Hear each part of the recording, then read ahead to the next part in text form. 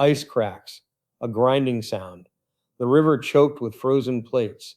A wind cuts. It carries sleet, not rain, not snow. Something in between. Something vicious. Men shiver in the dark. Their coats are thin. Their shoes are gone. They wrap their feet in rags.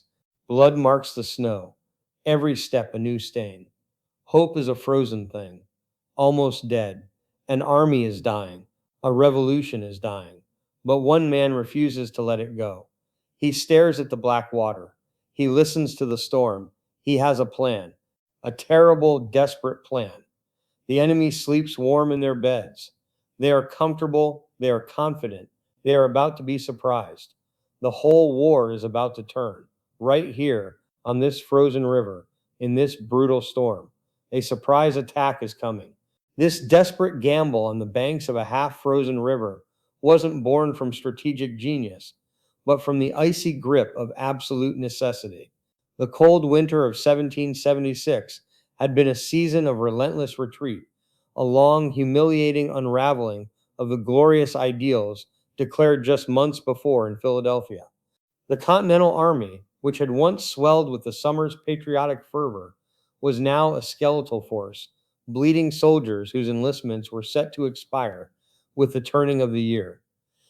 George Washington, a commander who had known only defeat, watched his revolution dying in the mud and snow of Pennsylvania, understanding that without a victory, a real and shocking victory, the army would simply dissolve into the harsh winter landscape, and the cause with it.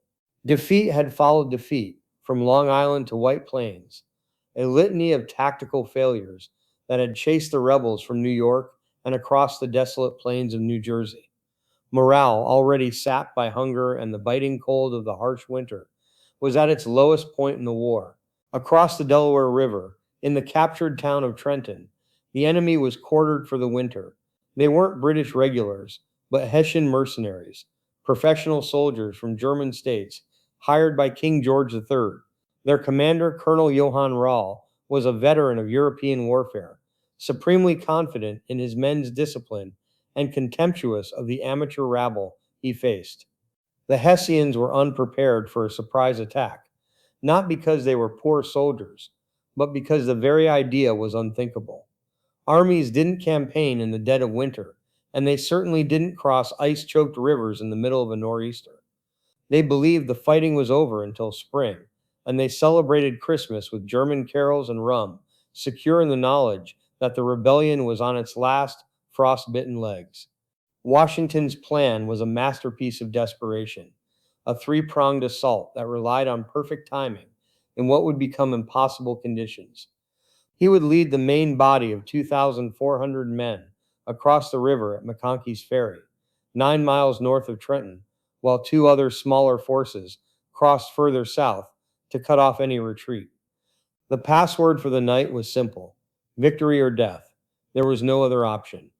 As evening fell on Christmas Day, the men began to assemble. They moved through desolate woods, their ragged uniforms offering little protection from the cold. The weather, already terrible, worsened, the wind freshening to a gale, driving a blowing snowstorm that quickly turned to sleet and freezing rain. The violent storm battered the coastline and hammered the men on the riverbank.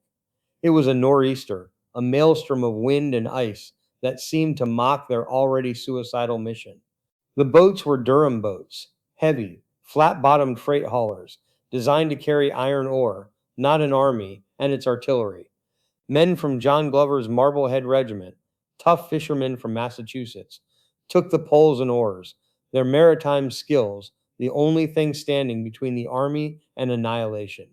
They pushed off into the blackness. The river fought back, ice floes, thick as stone, slammed against the hulls. The wind howled, the current pulled them downstream. Men used the butts of their muskets to push the ice away. It was a brutal, exhausting fight against the elements, a battle waged before the first shot was even fired. The two southern crossings failed. The ice was too thick, the storm too severe. The supporting attacks would never happen. Washington was alone. He was hours behind schedule. It was 4 a.m. The crossing wasn't finished. 9 hours to cross a river. The march was supposed to happen under cover of darkness. Now they would attack in daylight. Surprise was everything. The storm was their only hope. It hid their numbers. It masked their sound. They pushed on, 9 miles south to Trenton. The men marched. Their feet left bloody tracks. 2 men froze to death on the road. They never reached the fight. The army split. General Nathaniel Greene's division took the upper road. General John Sullivan's took the lower. They would hit the town from 2 directions. At the edge of Trenton, a picket of Hessians huddled for warmth. A sentry stepped out. He saw figures in the swirling snow. He raised his musket. He shouted a challenge into the wind. A shot cracked the dawn. The attack had begun. The Hessians were caught off guard. Colonel Rall was asleep.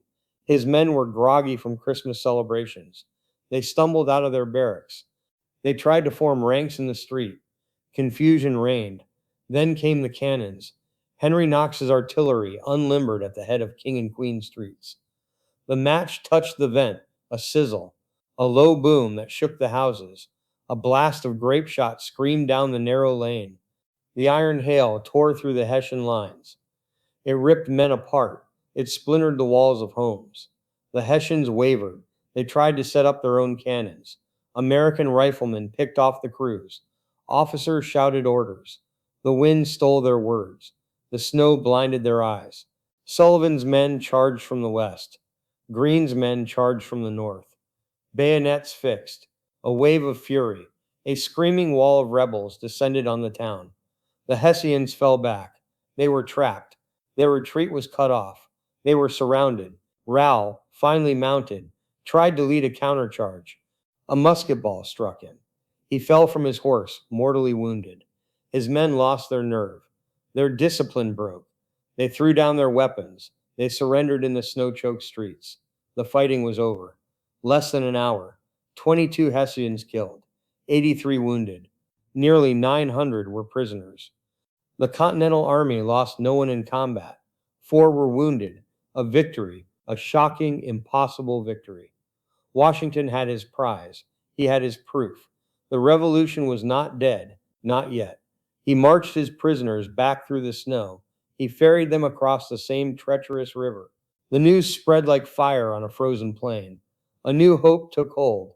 But it was a hope forged in desperation, paid for by the frozen bodies of men who died on the march.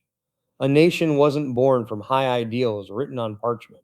It was born in the ice and the blood. It was saved by one man's refusal to accept defeat and the enemy's fatal belief that the war was already won.